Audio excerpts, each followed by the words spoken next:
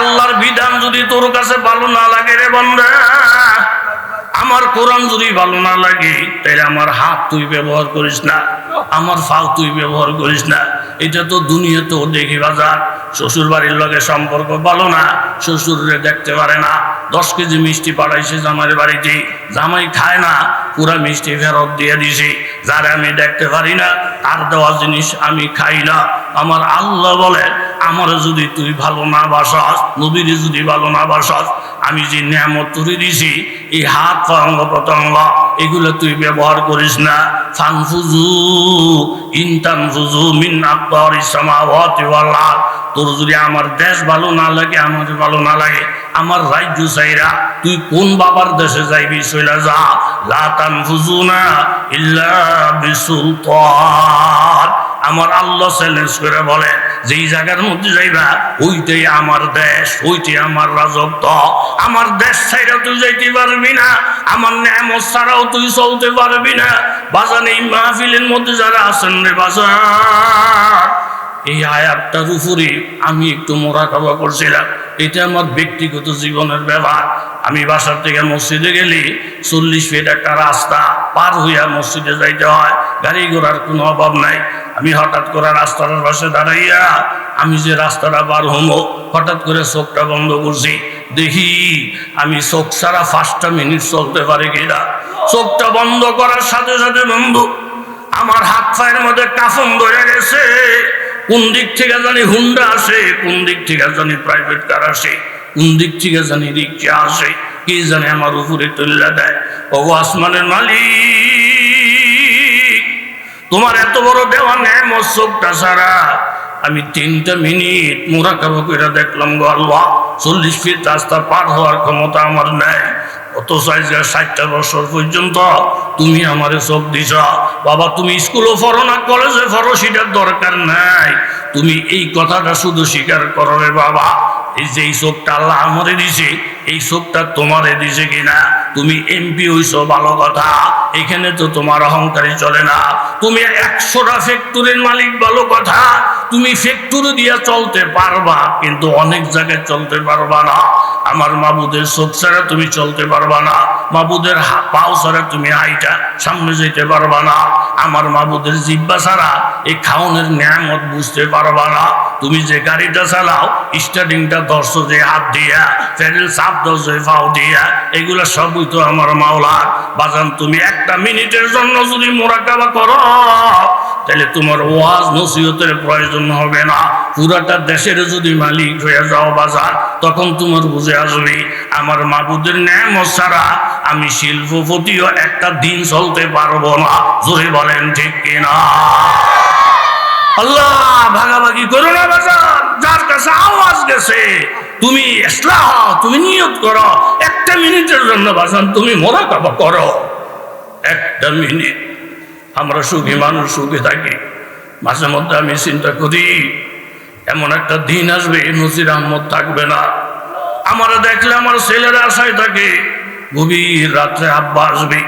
এমন একটা সময় প্রত্যেকের সামনে আসবে বাজার, আপনার লাশটা দেখে আপনার বিবি অজ্ঞান হয়ে যাবে। আপনার শিশু একটা মেয়ে, এই মেয়েটা বাবা ছাড়া থাকে না, বাবা ছাড়া বোঝে না, বাবা ছাড়া কিচ্ছু জানে না। এমন 2-1টা সন্তান প্রত্যেকের আছে না নাই? আমার মুসল্লিদের মধ্যে এক মুসল্লির 15-16 বছর পরে একটা মেয়ে সন্তান হয়েছে।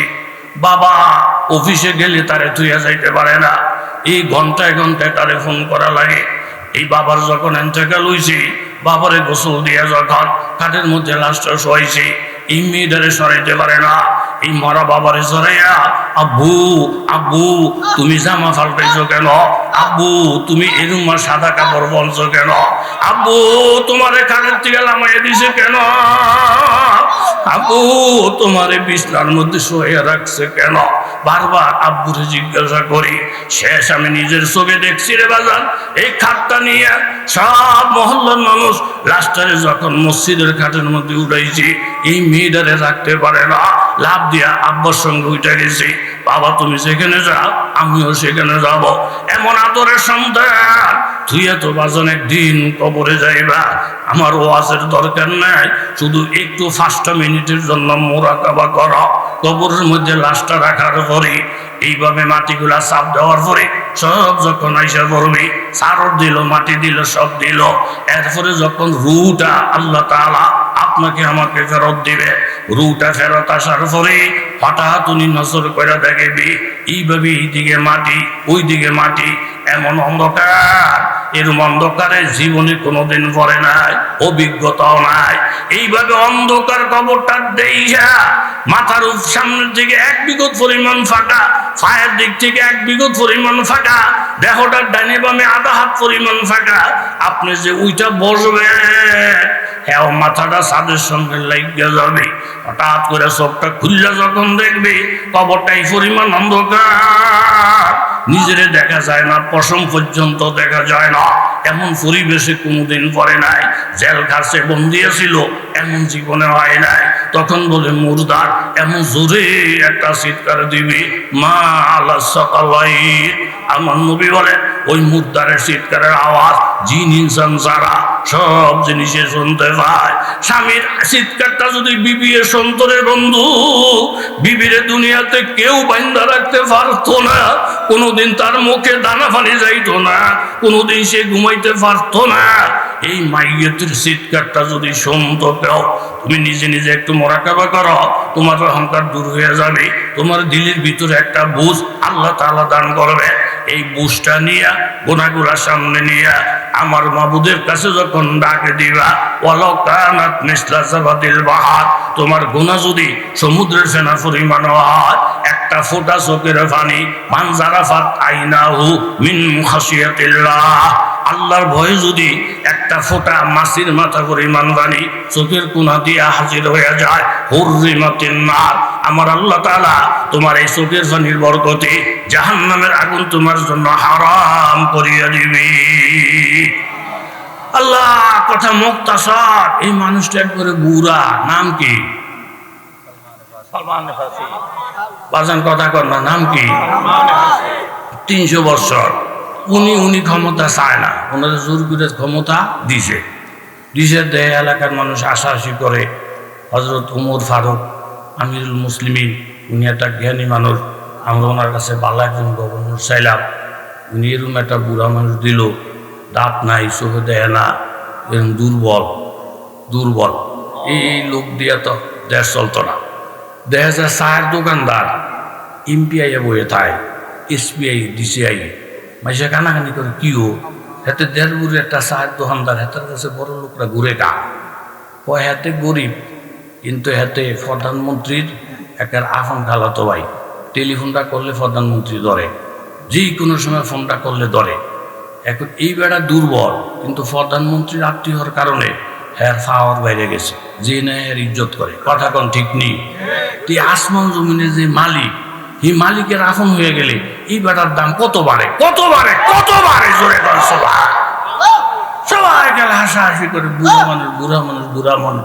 আরে হ্যাঁ না বুড়া, কিন্তু যার ছত্র ছায় উনি বুড়া নেই। আশেপাশের একটা বাড়ির মধ্যেও গরু নাই, ছাগল নাই, মুরগি নাই, সব চোরেরা লইয়া গেছে। কিন্তু এমপি সাহেবের বাড়ির মুরগিগুলা বুক ফুলাইয়া হাঁটে, এমপি সাহেবের বাড়ির ছাগলগুলা বুক ফুলাইয়া দৌড়ায়।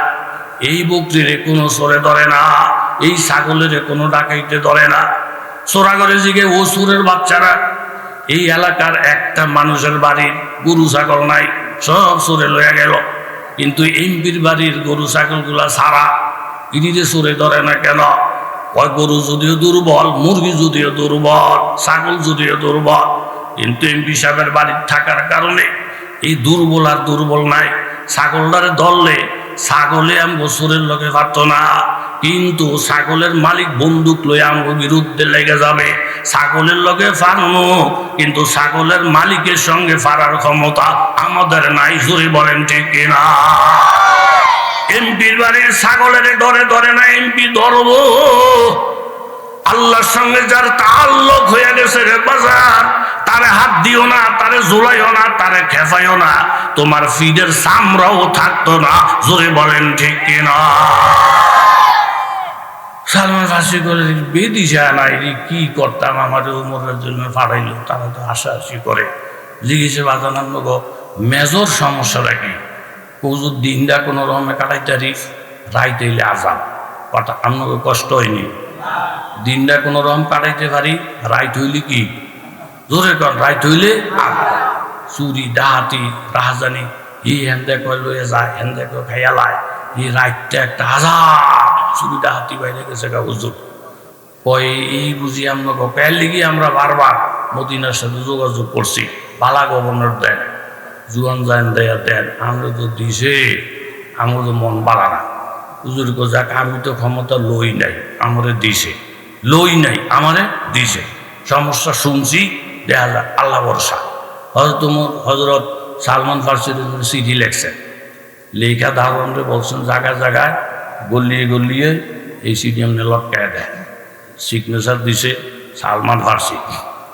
চিঠির মধ্যে লেখা রাত্র হইলে দেশের মানুষের নিরাপত্তার অভাব, আগামীকাল রাত্র 10টার পরে মাদায়ানের শহর জঙ্গলের বাঘ সিংহরা পাহারা দিব। হেরা কারো লোক খাতির নাই, কারো লোক মহব্বত নাই, কে বড় লোক কে ছোট লোক এই সমস্ত আত্মীয়করণ দলীয়করণ টরণ হ্যাগো কাছে নাই। 10টার পরে গাড়ে পাইব কত, 10টার পরে তার কল্যা গুর্দারে শুদ্ধা ছিঁড়ে লইব জঙ্গলের বাঘে আর জঙ্গলের সিংহে। জোরে গান সুবহান। রাস্তার মোড়ে মোড়ে ঘাড়ি ঘাড়ি তারা চিঠি পড়ে, ওইটা কে লেখলো এটা তো তলেতে দেয় ওই বুড়া লোকটা, ওই বুড়া লোকটা সালমান ফার্সি তলে দেয় লেখা। হ্যাঁ তারা আইসা ডইঙ্গা দল বাইন্দা আইসে সালমান ফার্সি হুজুরের কাছে, হুজুর আপনার চিঠি পড়ে আর মানুষে হাসে, আপনার চিঠি পড়ে আর মানুষের টিটকারি মস্কারি করে। বলে কি জন্য? আপনি লেখছেন আগামীকাল রাত 10টার পরে জঙ্গলের বাঘ সিংহরা নাকি মাদায়ানের শহর পাহারা দিবে। বাঘে ঘুষ খায় না, সোদ খায় না, বড় লোক ছোট লোক কোনো ভেদাভেদি বাঘের কাছে নাই। বিচার কার্য বাঘের হাতে তুলে দিছে। হুজুরিটা কি আমনের লেখা বলে দস্তখত কি আমনের বলে হুজুর মনে কিছু নিন না, আপনি তো দেশের বাউটাও বুঝেন না, রাষ্ট্র কেমনি চালাইতে হয় কিচ্ছু জানেন না। আপনি যে লেখলেন জঙ্গলের বাঘেরা সিংহরা পাহারা দিবে, বাঘের সাথে সিংহের সাথে আপনার মিটিং হয়েছে নি, বাঘের সাথে সিংহের সাথে আপনার আলোচনা হয়েছে নি? সালমান ফার্সি বলেন বাজার বাঘের সাথে সিংহের সাথে কথা হয় নাই, তবে বাঘ এবং সিংহের যিনি মালিক ওনার সাথে কথা চূড়ান্ত হয়ে গেছে। আল্লাহ যাই মোমেন কি নয়শান নইয়া গুফতার মে রফতার মে अल्लाह की बुरहान कहारी व गफ्फारी कुद्दूसी व जबरूत ये 4 अनासर हो तो बनता है मुसलमान। हमसाया जिब्रील अमीन बंदा खाकी हाय उसका नसीब मन्ना बुखारा नसमुरकान कुदरत के मकासद का आयात उसके इरादे दुनिया में भी मीजान क़यामत में भी मीजान। বাজান বাঘের সাথে সিংহের সাথে কথা হয় নাই, তবে বাঘ সিংহের যিনি মালিক উনার সাথে কথা চূড়ান্ত হয়ে গেছে।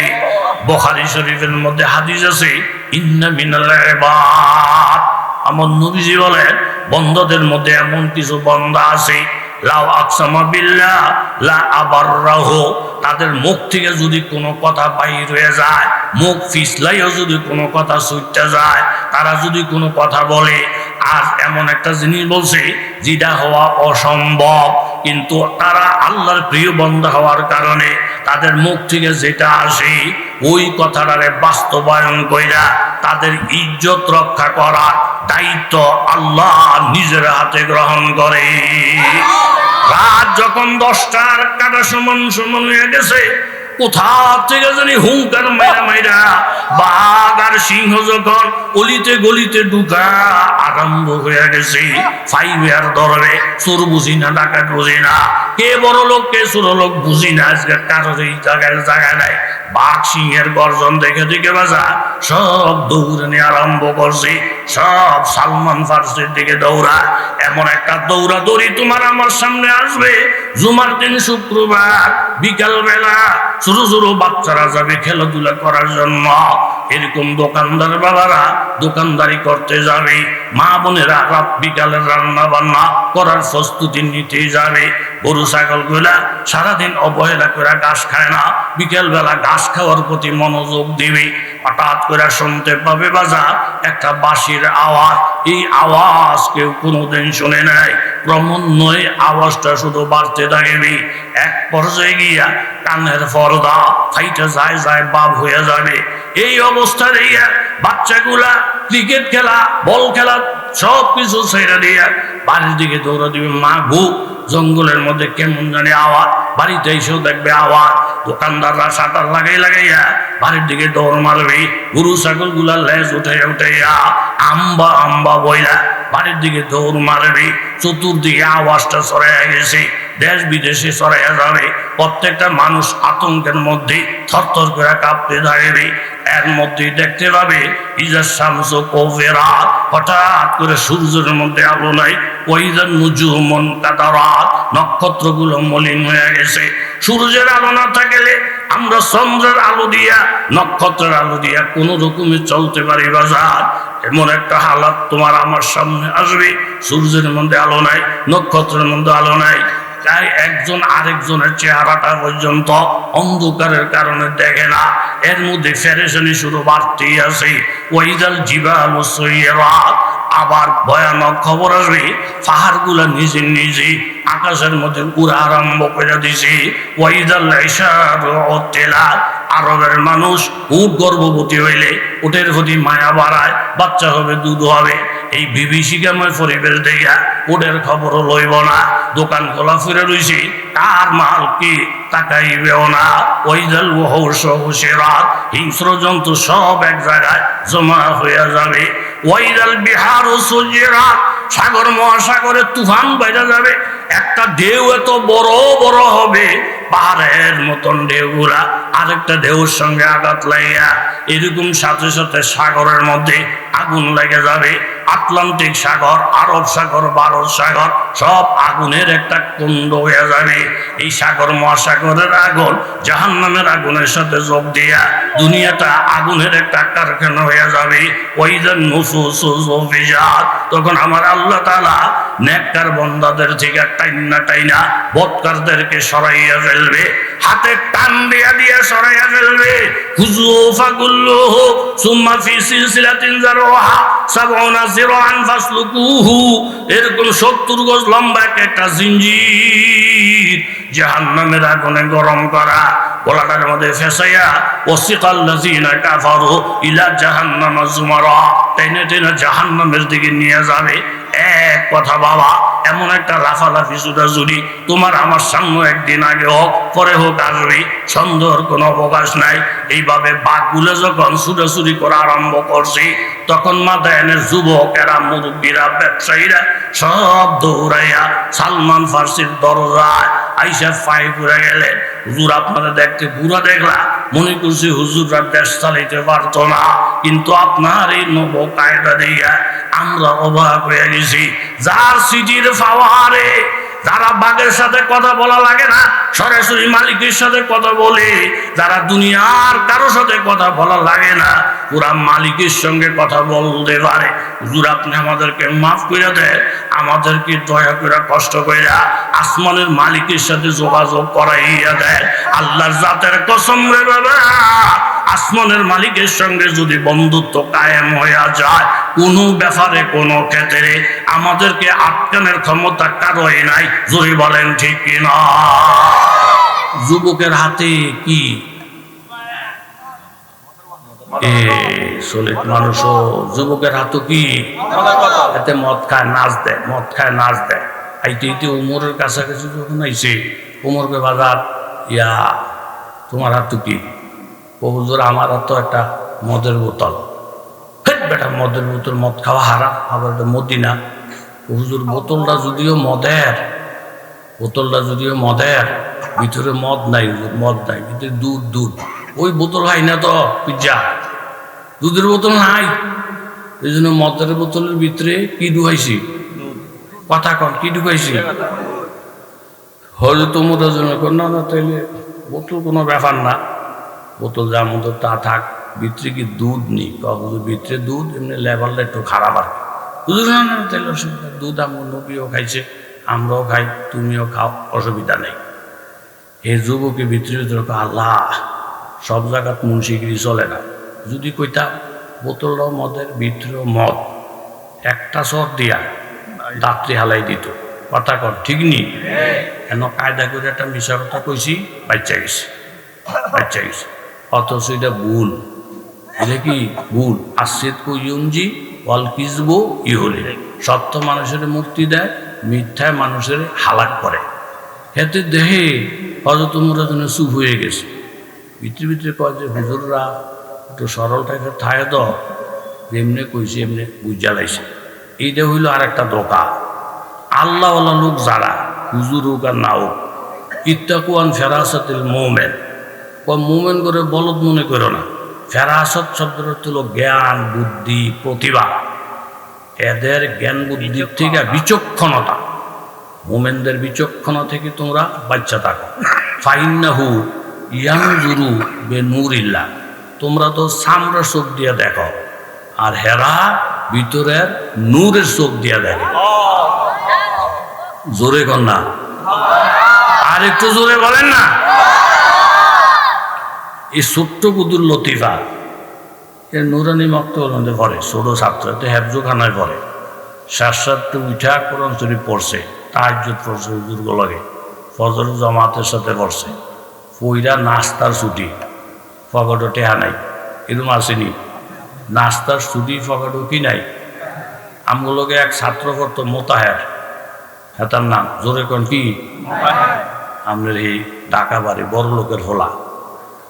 তো ইয়াতে সকালে মিজানের সবকজন হুজুরে জিগেইছে গর্দার সর্ব ছবিরে, মিজানের গর্দার কইতারেন, দুইটা লাইনও কইতারেন। তো দুইটা লাইন কইতারে না, মোতাহের দুইটা লাইন তুমি মিজানের সবক শুনে তাল্লা না, নাস্তা খাইছো নি? হুজুর খাইছি। কয়টা পরোটা খাইছ? কয়টা? কইবে না, খাইছি হুজুর, না ফারছি। আরে সত্য করে মোতাহের পরোটা কয়টা খাইছ? হুজুর 17টা পরোটা খাইছে। 17টা পরোটা খাইয়া সবক পারে না, এরকম ফাড়া আছে না নাই? আর যেই বেটার পুরা মিজানটা মুখাস্ত, হেরে জিগেছে, আহ এরে আব্দুল লতিফ আজকে নাস্তা খাই সত্যি, কথা কয় না। আবার জিগেছে খাই সত্যি, কান্দে। হুজুর মোতাহের ভাই তো 17টা পরোটাতে নাস্তা খাইছে। আমার জানা মতে 17 দিনে নাস্তা কি জিনিস আমি কইতেও পারতাম। এরকম আসেনি আল্লাহ? তুই ফোলা তাহাজ্জুদ পড়লো, সব পড়লো, নাস্তার পয়সা নাই, দাঁড়িয়ে রয়েছে, কান্দে। আল্লাহ শুকুর তোমার কাছে। এর মধ্যে মানুষ দলে দলে যাইতেছে, প্রিয় আমরা কই যান? ওইটা আমরা রাষ্ট্রীয় একটা প্রোগ্রামে যাই। রাষ্ট্রীয় প্রোগ্রামে কলিমুদ্দিন সলিমুদ্দিন দাওয়াত চান। আমরা বিআইপি লোক তো, শিক্ষিত লোক, আমরা দাওয়াত চাইছি। সে একটা বিশ্বকোষ বানাইব। এখন উনি যে ওনারে নতুন কথা শোনাইব, এর রাষ্ট্রের অর্ধেকটা দিয়া পুরস্কৃত করব। হুজুর আল্লাহ, আমি যদি একটা কথা শোনাইতাম, দুনিয়ার টেহা আমি ভাইতাম। কথা কোন ঠিক নেই? আমরা গরিব মানুষের মতো এত পড়ালেখা নাই, তুই আপনারা শোনাইছেন নি, পুরস্কার পাইছেন নি? আমরা চেষ্টা করছি, পারি না। যত কথা শোনাই বাসাটা ঘুরন দিয়ে আমি এটা পারি, আমি এটা শুনছি, আরেকজন দাও তো হেতে আবার একটা শোনায়, এটা আমি পারি, এটা শুনছি। তো হুজুর কম আপনারা এত লেখাপড়া করিয়া যেটা শোনে না, যেটা পারে না, এরকম কইতারেন না? পারে বেটা, বর্ডার বর্ডার করে কইয়া দেখছি, যা কই হ্যাঁ হ্যাঁ হট করে আমি শুনছি, এটা পারি। তো কেমনি পাবো পুরস্কার? হুজুর কাহারে আল্লাহ, দুনিয়ার মাইসে হুজুর করে বলত কয়, কিন্তু তারা বলত এই ফাড়ারি নেই, এত লেখাপড়া করে একটা নতুন কথা শুনে পুরস্কার লইয়া টানল না। আমি যাই, যে যাইব কইছে এতে বড় হুজুর হইসিনি, অহনো হয় নাই, মাত্র গেলে হেফজোখানা পরে। এই ছোট হুজুর গেছে গিয়ে টুলটা মেটে বসে বই, এত বাসা নতুন কথা শোনাইলে রাষ্ট্রের অর্ধেক দেননি, অর্ধেক তো ভালো না কে কয়, এসব বল পারে না। যা কয় আমি জানি, আগের তুই জানি, শুনছি। তো হুজুরে কয় বাসা আমি একটা নতুন কথা বলবো, দিবিনি? হা। তো হুজুরে কয় শুনিনি আপনারা? ও বাসার নতুন কথাটা হইল এই, আমার আব্বাই আপনার আব্বার কাছে 500 কোটি টাকা পাইতো, এই কথাটা আগে শুনছেন? যদি কেউ শুনছি তো জানি তো দেখা দেন না টাকা। এই ফাটা করে যে এই ফাল্লি দিয়ে মাপছেন হুজুর করে, এই ফাল্লি দিয়ে মাপতেন একটা দাঁত ফালাই দিব সরাই কথা কনে।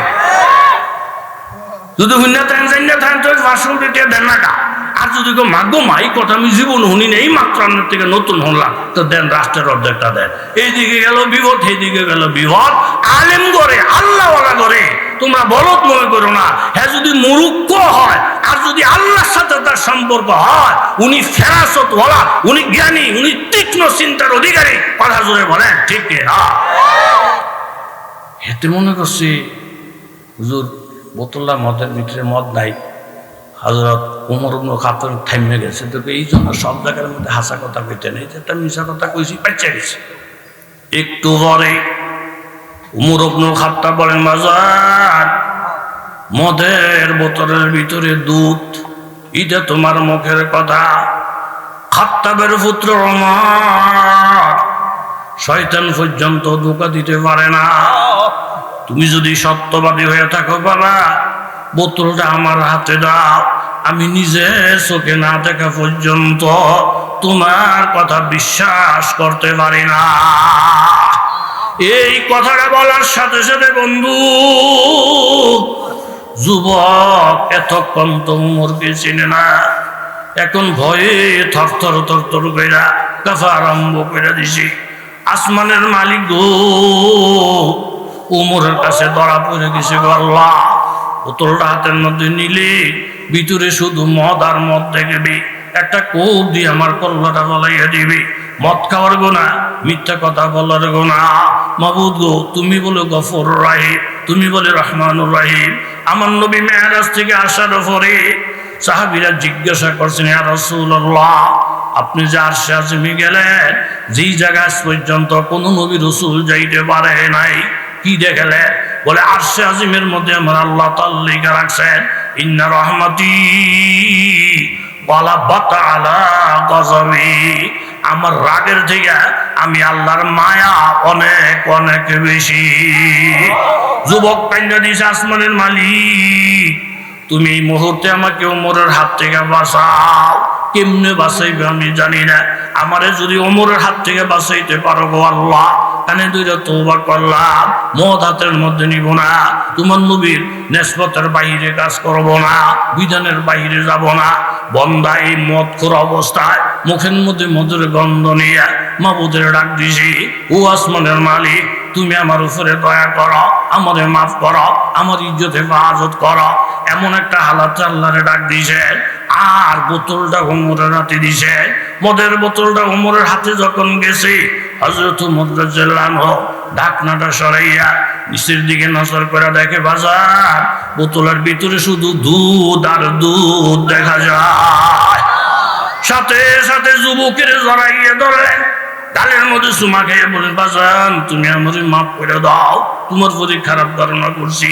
যুবক কাইন্দা দিছে, হুজুর আমার গফুরুর রহিম যে তো দয়াবান, আমি কোনোদিন কল্পনা করি নাই আমার মতো একজন মদখোর মুখের মধ্যে মদের বোতলের গন্ধ নিয়ে মাবুদের ডাক দিছি। মাবুদ আমারে লাথি মেরা ফালাই দেয় নাই, মাবুদ আমারে উষ্টা মেরা ফালাই দেয় নাই, মদের দুধ বানাইয়া উমরের কাছে আমার ইজ্জত রক্ষা করছে। আর আমি যদি নামাজ পড়ে দোয়া করি, মাহফিলে গিয়া দোয়া করি, দান খয়রাত করে দোয়া করি, আম্মার খেদমত করে দোয়া করি, আব্বার খেদমত করে দোয়া করি, তাহলে মাবুদের রহমত কি পরিমাণ আসবে? ওগো ওমর ইবনুল খাত্তাব, মাবুদের এতদিন চিনি নাই, আপনি আমারে কলমা পড়া, আপনি আমারে তওবা পড়া, কথা দিলা এই মাবুদের রহমত চাইরা, বরকত চাইরা, দরজা চাইরা ডাইনে বামে কোনোদিন যাইব না। জোরে বলেন ঠিক কিনা? নারায়ে তাকবীর। এই জন্য আলেম ওলামার সাথে নেসবত করলে এই রূহ, এই আমলের রুহানিয়ত দান করবে। জোরে বলেন কে? আর তো এই উড়াউড়ি করলো কে? দৌড়ি করেন না, দোয়া হইব, মুনাজাত হইব। হাদিস শরীফের মধ্যে আছে, ইবনে মাজাহ শরীফের হাদিস, মেশকাত শরীফেরও হাদিস, ইউসাফু আহলুন নার, গুনাহ বেশি জাহান্নামের দরজায় তো আল্লাহ তাআলা বলবেন এরা কাজ কর, যেই রাস্তা দিয়ে জান্নাতীরা জান্নাতে যায় ওই রাস্তায় দাঁড়িয়ে থাক।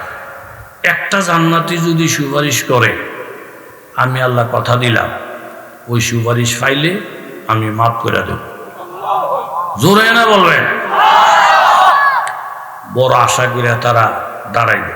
দেখো দলে দলে জান্নাতি যাইতেছে, একজনও চিনে না। যেগুলো আল্লাহ আমাকে আত্মীয় স্বজন জাগর লোক চলছে, তারা কই? আওয়াজ আসবে এরা বাম পথে চলে গেছে। জাগরে বন্ধু বানাইছ, একটাও ভালো মানুষ আছিল না, বাম পথে গেছে। আর যারা জান্নাতে যায় সেগুলোকে চলই না। ফায়াকুলুর রাজুলু মিনহুম ইয়া ফুলান আমা তারিফুনি। হঠাৎ দেখবে একজন হাফেজ, একজন আলেম যাইতেছে জান্নাতে। জিগে হুজুর আপনি আমার চিনেন? ইন্নি ওয়াহাবতুলাকা উজুয়ান, আমি আপনার রজুর হনে দিছিলাম। সাকাই তুকা সরবাটান, আপনারা ফানি খাওয়াইছিলাম, আপনারা জাগির রাখছিলাম, আপনার চাকরি যেমন ধরছিল আমি সুপারিশ করে ঠিক রাখছিলাম, আপনার ইজ্জত নষ্ট হওয়া ধরছিল আমি হারের মতন দাঁড়াইয়া বাধা দিছিলাম। হুজুরে বলবেন হ্যাঁ ঠিক আছে, ও আপনার বাড়ি জাগির আছে। আপনি আমার একটা চিপস কিনে দিয়েছিলেন, আমি ছোটো আসছিলাম, আমি যেই মাদ্রাসায় থাকতাম ওখানে আপনি খাওয়ানোর ব্যবস্থা করে দিয়েছিলেন, মনে আছে? ফায়াস ফাউলাহ, ডাক দিবে আল্লাহ কত কোটি গুনাহ আছে এটা আমি জানি না, আল্লাহ সে আমার একটা পরিচিত, আমার উপকারকারী। ফায়াস ফাউলাহ, আমি তার জন্য সুপারিশ করতেছি আল্লাহ। ফায়ুদ খেলাহুল জান্নাহ, আল্লাহ বলবেন তোর সুপারিশে গোনা না চাইয়া আমি তোমার সঙ্গে তারা জান্নাত দিলাম।